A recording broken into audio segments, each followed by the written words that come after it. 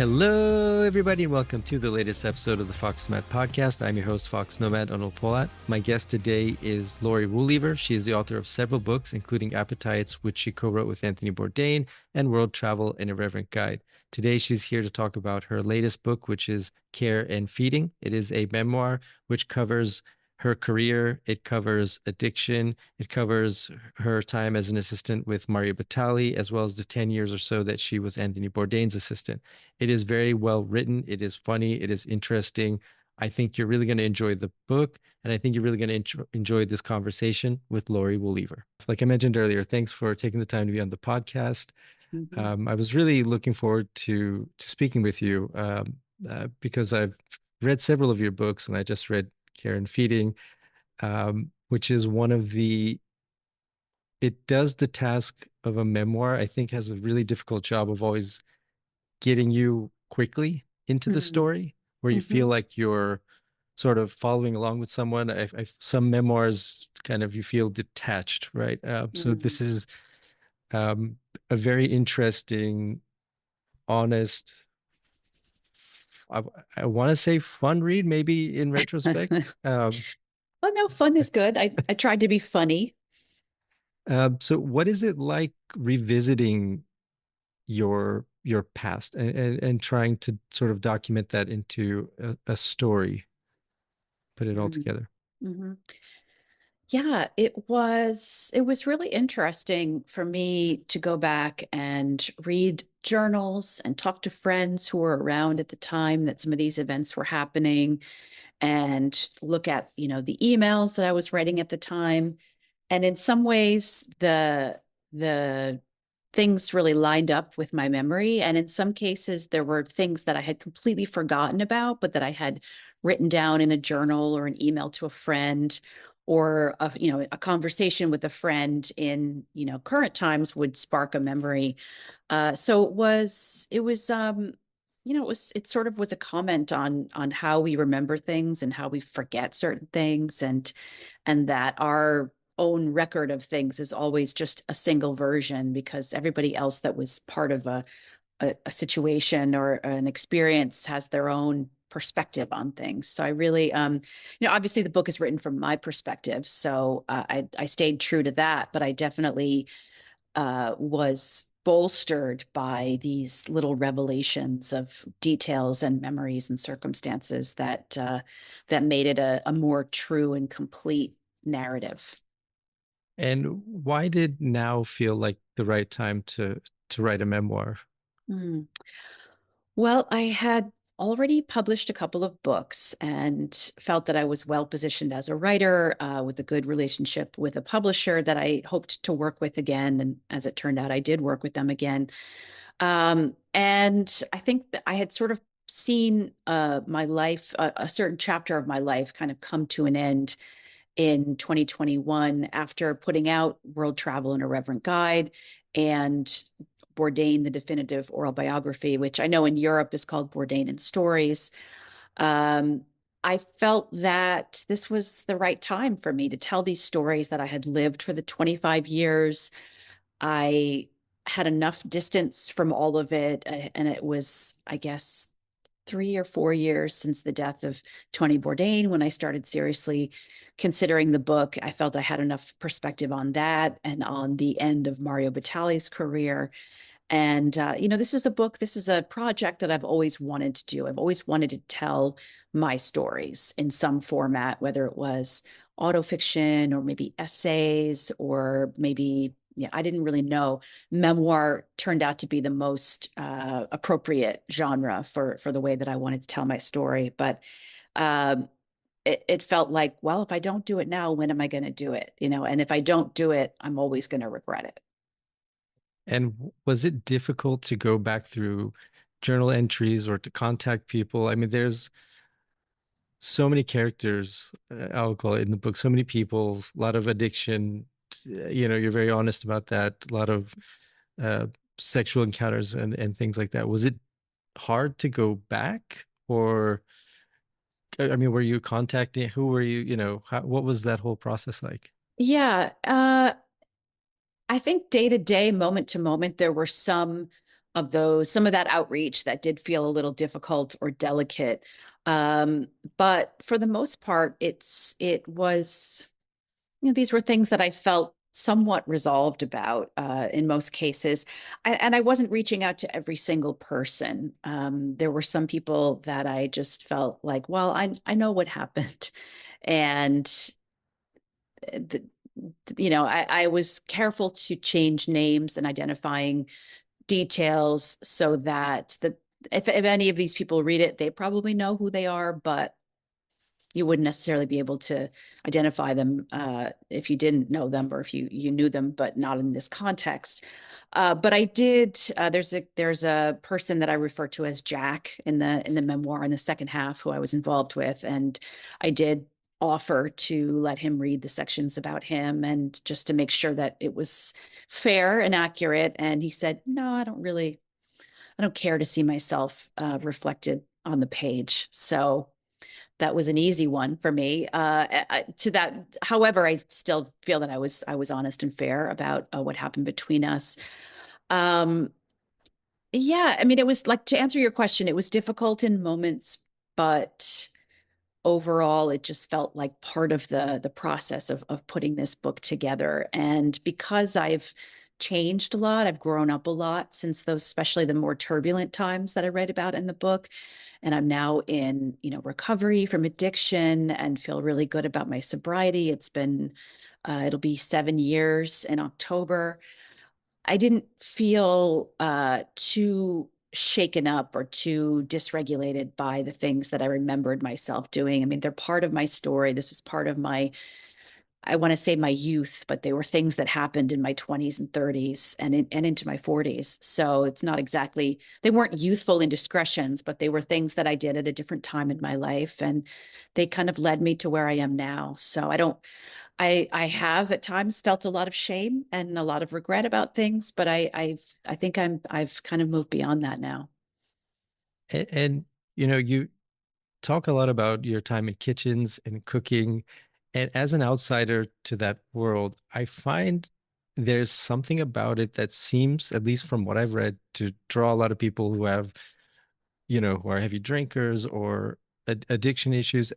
And I'm curious why that is. And is it almost a necessary component of it? Does it have to be like that? Or is it just people gravitate toward that high pressure situation? What is it about, that world? Mhm. I don't, it's certainly not a requirement, and I think it's probably in 2025, it's probably a detriment. If you really need to drink a lot or use a lot of drugs every day, it's going to get in the way of your work performance. Maybe not at first, but eventually it catches up with you. But I will say that working in kitchens and working in restaurants is a sort of non-traditional career path for a lot of people. Even if you've gone to college and thought maybe you'd study something different, but end up in the kitchen because that just feels like the most comfortable place for the way that you want to live. And that was the case for me, or I thought it was the case for me. That there is that the hours are different, that the structure is different. Not to say that there isn't structure, but it's different from, say, an office or a lab or a law environment, etc. And then the work is very intense. It's very physically demanding. It's very stressful at times. There's a tremendous amount of time pressure, pressure to keep up with your peers, pressure to please the boss and the other people on the staff and the customers. So the way that a lot of people deal with that is at the end of a shift is going out together for a bunch of drinks, or to do some drugs together, or both, or to have a drink on the line. It's been baked into the culture, I think, for a very long time. That was obviously beautifully captured by Anthony Bourdain's Kitchen Confidential, which was published in 2000. And I think that did reflect his experience, and that reflected many people's experience, but it's not the only way that kitchens operate. I remember hearing from him years later that there was a lot of pushback from some of the top chefs in the country, who felt that he had done a disservice to fine dining culture and restaurant culture, because he was portraying a certain level of a restaurant culture that didn't reflect, the way things were at, say, Restaurant Danielle or Alain Ducasse. Um, so I just want to, make it clear that that's not the way it is across the board. And I think since since the time Kitchen Confidential was published, and certainly since the Me Too movement swept through the restaurant world in 2017, I do think that there have been changes in the way that places are run and the expectations of behavior. There used to be something called shift drink, which was a very common practice where everybody would get a free drink on the house at the end of their shift. And that has, from my understanding, has been not completely eradicated, but I think many more restaurants are opting out of that sort of informal perk because it just leads to problems and liability and things that they'd rather not be dealing with. Yeah, and you do a really good job, as the reader of sort of, as early in the book of putting, I felt like I was in the kitchen in these tight spaces with all of these, you know, personalities running around you. You do a really good job of sort of creating both the pressure from just the job itself, but then also the people around you that, you know, and one of those figures is Mario Batali, for example, which, it seems like you have this sort of dance between um, this is someone who is both helpful to your career, but also a very difficult and all kinds of problematic uh, person. So I'm curious how, when you go back and you look at it now, do you do you see yourself in that situation and how you were able to sort of navigate, this sort of pressure cooker on top of the drinking and everything that was going on?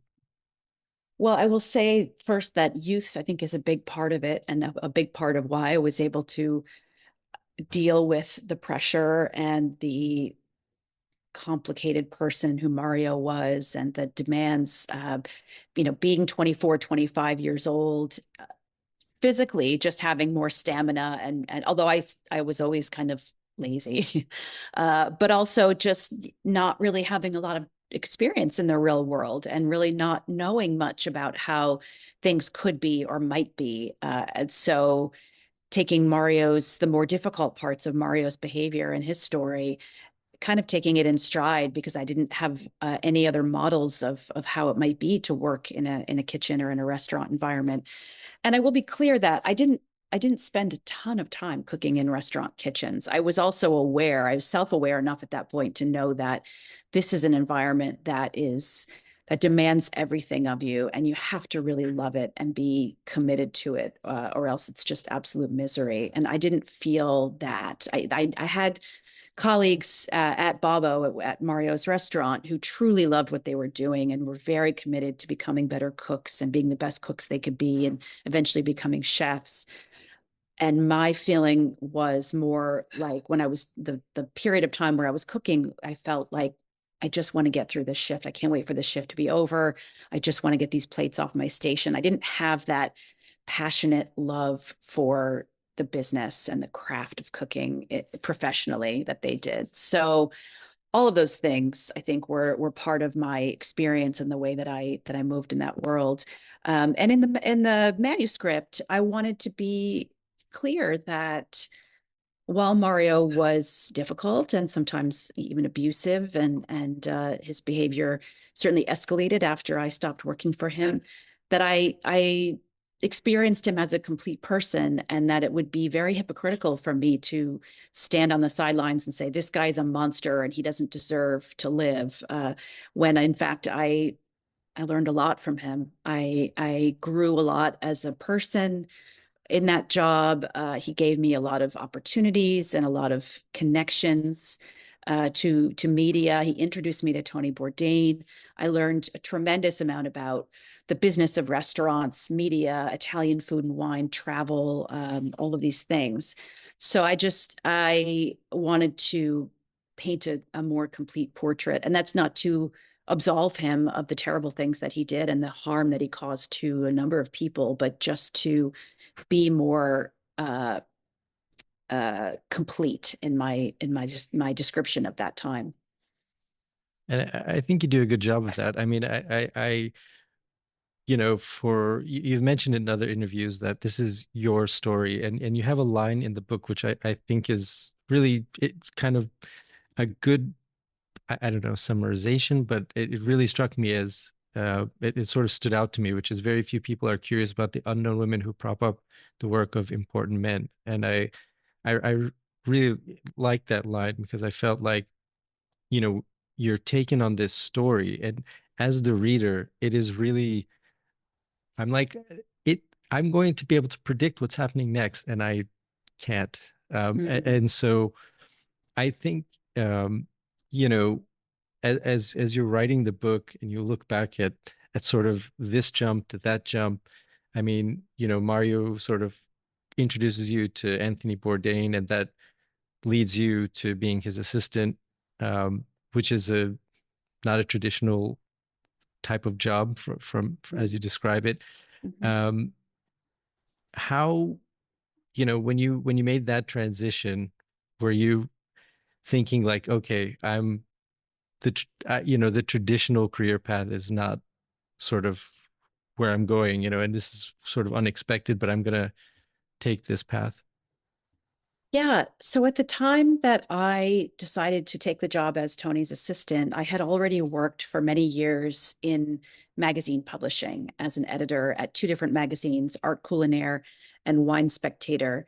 And that was the goal for a long time, was to get a staff job at a magazine. And so there was absolutely some trepidation about what I saw as moving backward and becoming someone's assistant again, and really taking a back seat to someone else's creative output versus doing my own writing and editing and commissioning pieces, etc. And the reason that I did that in part was because I had just had a child, and I found it very difficult and unrewarding to be back full time in an office with an infant in daycare. And so I thought, let me see what else I can do to make my life a little more comfortable.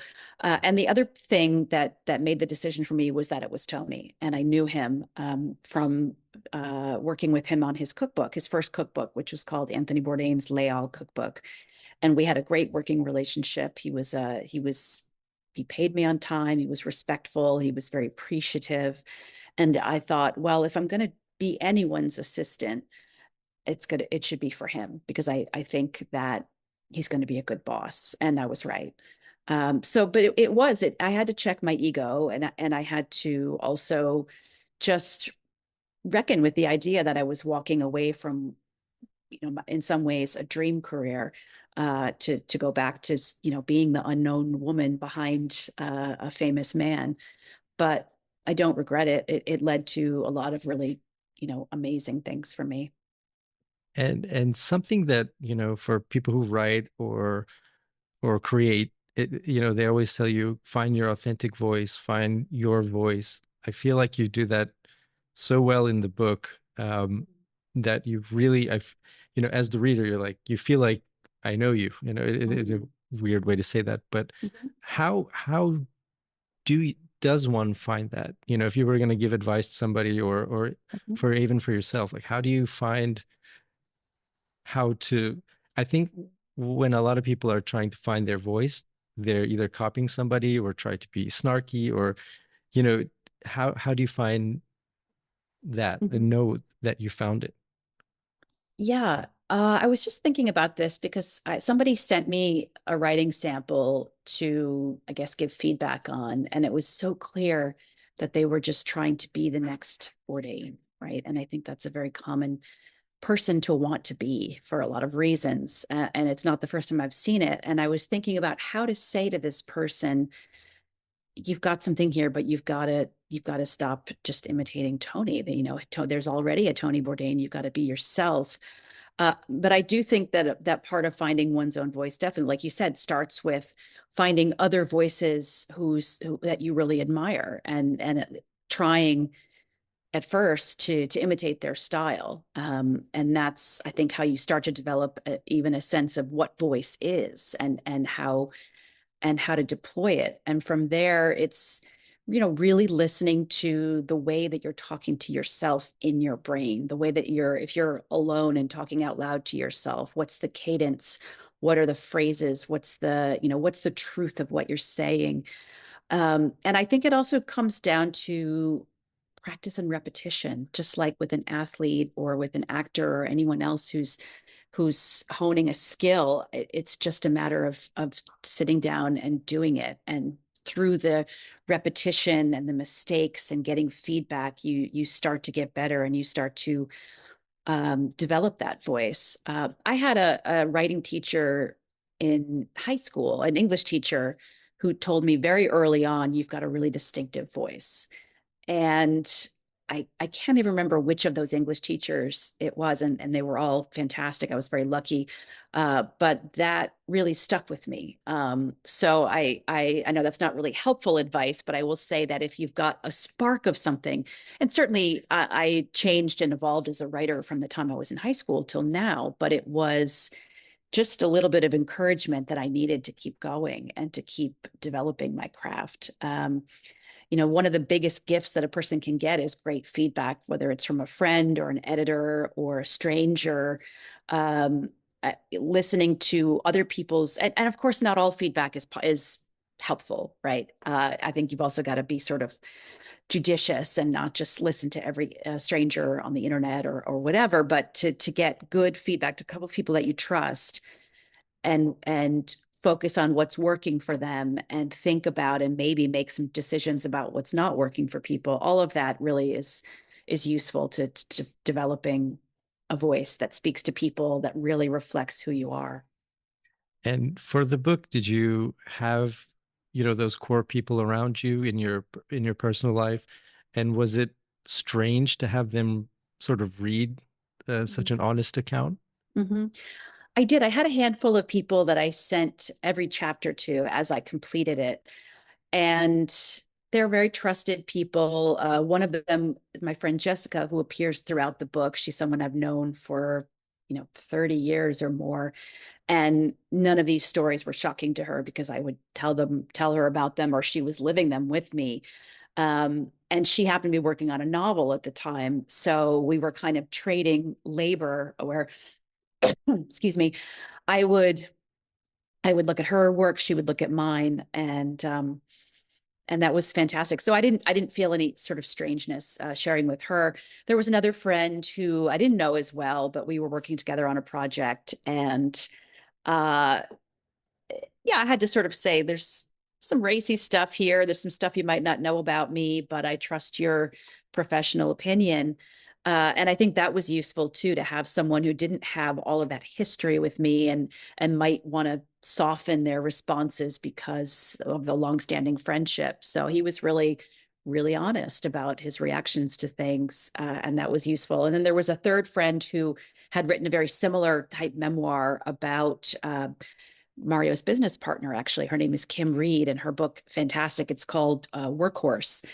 And so she was the exact right person to also to look at all of this stuff. It's in part because she had been there, but also she had completed this process of writing a workplace, a memoir that was in part about a workplace and a specific workplace. So between the three of them, it was hugely helpful. And I recommend to anyone who's taking on a major manuscript to get a couple of really good friends to help you with that process. And you've co-authored and written several books with Anthony Bourdain. I'm curious, when you were writing this book, if you thought, I'm curious how much of the story he would know, because Mm. in his certain parts when you're traveling together somewhere, right, he's off filming and you're doing your own thing. And so I'm curious, would he know, or, what he would think of the memoir, or if you have any ideas? Well, I would like to think, and I would hope that he would like it as a piece of writing. He was very encouraging to me as a writer when I would publish pieces. I had a piece in Lucky Peach about my hometown that I adapted some parts of it into the memoir about the Wizard of Oz festival that takes place in my hometown. And he was enormously supportive of that and really, really liked it and said, you got to do more stuff like this. So that really stuck with me. And I think that this book is sort of the fulfillment of that mandate to do more stuff like this. As far as the parts of the story that he would know, yeah, I think he would have been surprised by what was going on for me behind the scenes, because I was good at my job. I don't think it's unfair of me to say that. I was good at my job. He told me I was good at my job, and he gave me a lot of incentives to stay, all of these creative outlets, co-authoring the books, doing some line editing on other books, doing some ghost writing. I think he knew that it was important to me that I could be able to write in some capacity, and the the perks that he offered me were I think meant to tell me that you're valuable and I want you around. So I I was always able to get the job done. I don't think there were probably a few times where I screwed things up, but I think by and large I really kept his life together in a very concise way. So I think he probably would have been surprised by some of the points at which I was quite out of control and making bad decisions and, really drinking myself into a stupor or, doing dumb things outside of my marriage. And you mentioned different sort of, I guess, leadership styles or different, with the jobs that you had, and so on. What did you learn, throughout writing the memoir and just looking back in terms of how to be a good both, team member, leader? It seems like there were some valuable lessons you know, that at Mhm. least I took from reading it. Mhm. Well, I will say I have never been anyone's boss, unless you count when I was married. We had a woman that would come and clean the apartment every 2 weeks. And I found that very stressful. I really have a lot of respect for people who are in positions managing other people. I think it's a lot of responsibility. And I think there are a lot of ways for it to go wrong. And good bosses, I think, are probably rare. And I know that it's very challenging. So I can only speak from the perspective of an employee. Um, and I will say that the thing that I learned from Tony that I think was really effective for him was because he had so much experience running kitchens and being a boss for close to 30 years, he was very good at sizing someone up and understanding what motivated them. And it wasn't, and not applying it as a broad standard across a workforce, but really looking at individuals and seeing what motivated them. And I think that was specifically well suited to the kitchen environment, but I think you could apply it across other industries when you don't have thousands of employees and you can get to know individuals as individuals. He was very good at figuring out what motivated people and then managing them accordingly. So for me, I think he was rightly suspected that I was someone who wasn't going to respond well to negative feedback. I wasn't going to perform well if I was scared or if I was threatened or if you were threatening to take something away from me. It was, and also I was, emotionally kind of sensitive. I think he was very aware of that. And he had a very soft touch with me. I got a lot of positive feedback, the perks that I mentioned. And it's possible that there were parts of the job that might have been bigger if he thought I could handle it. If it's possible that I might have, I'm really just spitballing, but I think he saw me as very well suited to the role that I was doing, and he knew how to keep me happy. There are other guys, guys that worked with him on making his television show that were more motivated by a more aggressive, dare I say, masculine style of management where it was a little bit fear based and a little bit goading them and maybe pushing people to take risks and to be really bold and to do things outside of their comfort zone in order to get a great shot or a great episode. One of his closest directors, Tom Vitale, wrote a book called In the Weeds, and he really gets into the details of their relationship, which was almost a kind of sadistic big brother, submissive younger brother relationship that Tom was aware of. I think Tony was aware of. And I think it sometimes was difficult for Tom, but I think they both knew that this was the way for them to make great television together. It's very interesting, uh, to sort of, you know, hear that kind of spelled out in terms of finding the motivation for everybody. And speaking of that, there is this theme in the memoir of broadly, I'll say boredom, right? Mhm. This almost this thing chasing you throughout the memoir and sort of pushing you into not so good places. Um, I'm curious what that's like now in terms of do you do you fear that that sort of boredom feeling will creep up again, or um, No, I don't. I think that there was part of me that was confusing boredom with just being alone with my own thoughts and having to face myself and face whatever big inexplicable feelings that I was using drugs and alcohol to hide from. Um, so I don't fear boredom now. I'm rarely bored. And I think part of it is because being sober and sort of changing my perspective, I find a lot of interest and beauty in things that I used to either completely ignore or not know about or find mundane and boring. I used to have a lot of trouble focusing on, for instance, a challenging book or a podcast about a historical subject or something like that. And I think it was because I was always stoned or coming down from being stoned or drunk or hungover. And my brain just wasn't really operating at optimal capacity. And now that my life is calmer and quieter and I'm sober, I find that I have a capacity to be engaged by things that didn't used to engage me. That being said, I do still sometimes have a tendency, and I think I developed this as a kid growing up, going to Catholic Mass every week. I'm very good at not listening, but appearing to listen.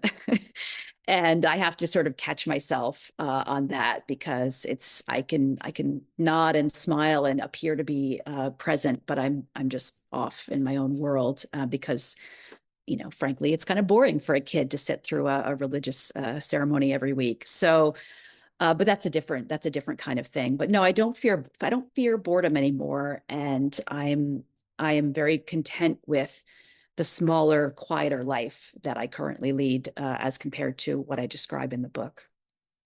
and it seems like the book is sort of like the closing of that chapter uh, in a lot of ways.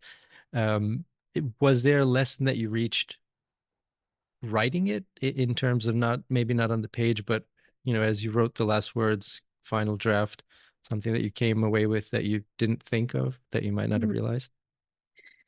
Yeah, I think I in writing it, in going back over all of the events and the feelings and the details, I think I can be kinder in retrospect to the person that I was. I can start to forgive myself for the mistakes I made. And I can see that I was sometimes trying the best that I could. I really don't love the concept of regret because it's sort of banging your head against the wall. You can't change what happened in the past. You can only try and move forward and do better in the future. So I think I just have a lot more sympathy and empathy for that young person. And therefore, more understanding about, for instance, my son, who's now a teenager, and what he goes through and what I'm sure he will go through in the next decades. I think I can be a little more empathetic and remember that I made mistakes. My motivations when I was a teenager or my 20s or 30s are different than my motivations now, and so I try to be careful not to project my full understanding of the world onto him. I would like for him not to make the mistakes that I made, but everyone makes mistakes. That's how we learn. So I try my best to be a sounding board for him and an advisor, but not directly tell him what to do because he's going to do what he wants and needs to do within reason. I still am a parent, and it's still my job to keep him safe and keep some guardrails and boundaries and model how to be a good person. But I know that he's going to make mistakes, and I know that me having come out the other side, that hopefully he'll be okay too.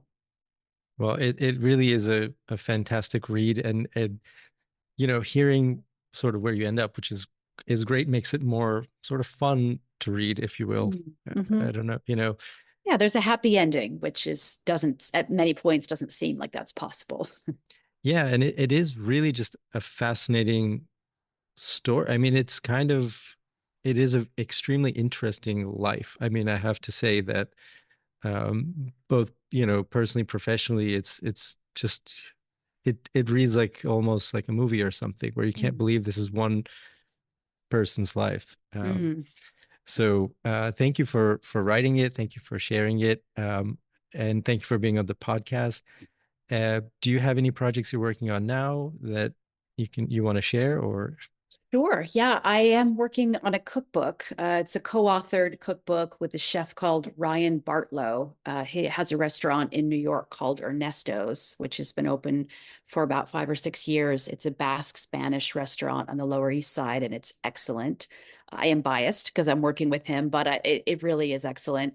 And so we're working on that. And I have just started working on a memoir with a gentleman called Greg Hall, who comes from a very distinguished beer family. His father started the first microbrewery in Chicago in the 80s, and they made big headlines when they sold the microbrewery to Anheuser-Busch in 2011. So it's a story about his adventures in the beer world. He became a European style cider maker. So we talk a lot about that and his travels through Europe, and the sort of family saga of starting a business from scratch and then selling it when Greg had hoped to be the successor of the business. So there's a little bit of everything. So I'm really excited about that as well. Well, I look forward to it. I'll be sure to share. I'll also leave links to where everybody can find your memoir and the other books you've written. I wanted to tell you that World Travel is the only book I have actually downloaded. I mean, I read a lot, and usually once I read it, I delete the download off my iPad. But that one I keep because when I'm going somewhere, I'm like, huh, just to get some ideas of what it's like. I'll flip through the Mm, pages, the airport, and there's very specific information there that's yeah.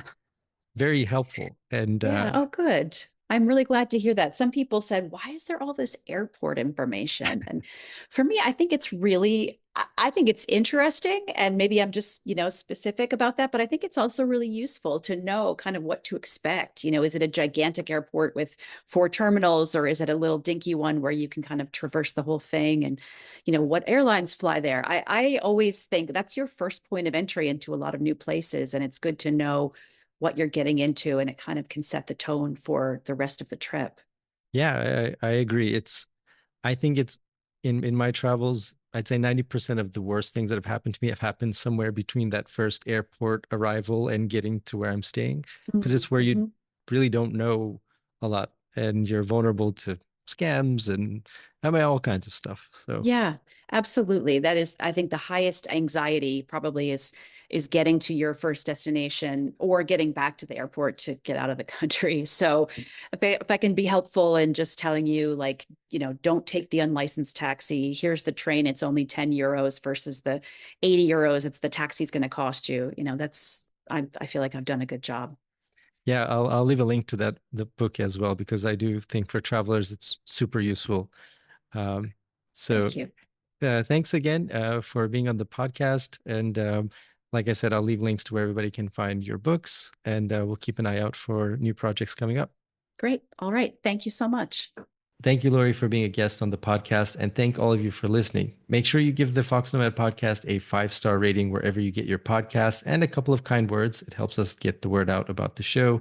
Thank you again for all of your support. And if you're watching on YouTube, make sure you give this video a like and a subscribe. And I will see you and talk to you in the next episode.